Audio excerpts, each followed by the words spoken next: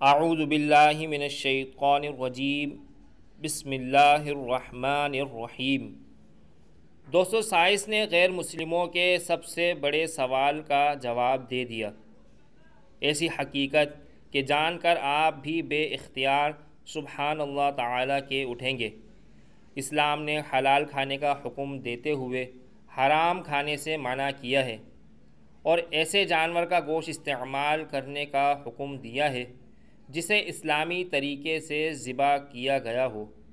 غیر مسلم نہ صرف حرام گوشت استعمال کرتے ہیں بلکہ اسلام کے اس حکم سے متعلق مچھلی کی مثال پیش کرتے ہوئے یہ سوال بھی اٹھاتے ہیں کہ اسے ذبح نہیں کیا جاتا تو پھر یہ کیسے حلال ہو گئی۔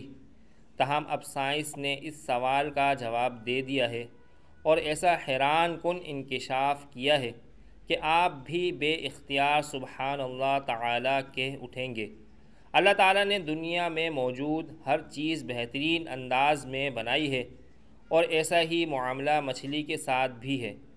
مچھلی جیسے ہی پانی سے باہر آتی ہے تو اس کے جسم میں موجود تمام خون فوراً اپنا راستہ بدل لیتا ہے اور مچھلی کے منہ میں واقع ایپیگلوٹس میں جمع ہونا شروع ہو جاتا ہے۔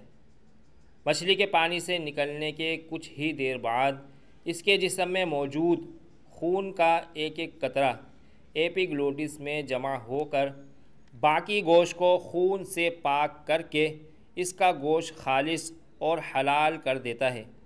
یہی وجہ ہے کہ مچھلی کو ذبح کرنے کی ضرورت ہی باقی نہیں رہتی، اور جس دوران مچھلی کا گوشت بنایا جاتا ہے تو ایپیگلوٹس کو بھی نکال دیا جاتا ہے۔ اسلام میں حلال کرنے کا مقصد جانور کے جسم سے خون کا مکمل اخراج اور گوشت کو خون سے پاک کرنا ہے۔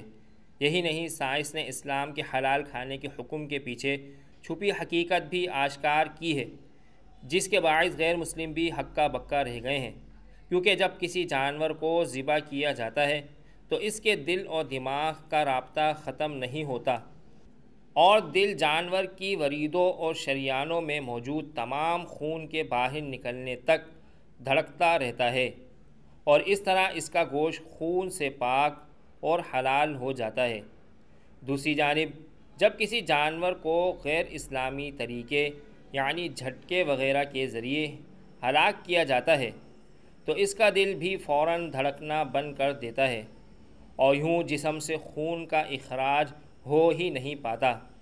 سائنسدانوں کا ماننا ہے کہ مختلف قسم کے سنگین بیماریاں پیدا کرنے والے جراثیموں اور بیکٹیریاز کی افزائش کے لیے خون بہترین چیز ہے، اور جب جانور کے جسم سے خون کا اخراج نہیں ہوتا تو یہ گوشت کو ہی خراب کر دیتا ہے، اور جب انسان اسے کھاتا ہے تو بہت سی بیماریوں میں مبتلا ہو جاتا ہے۔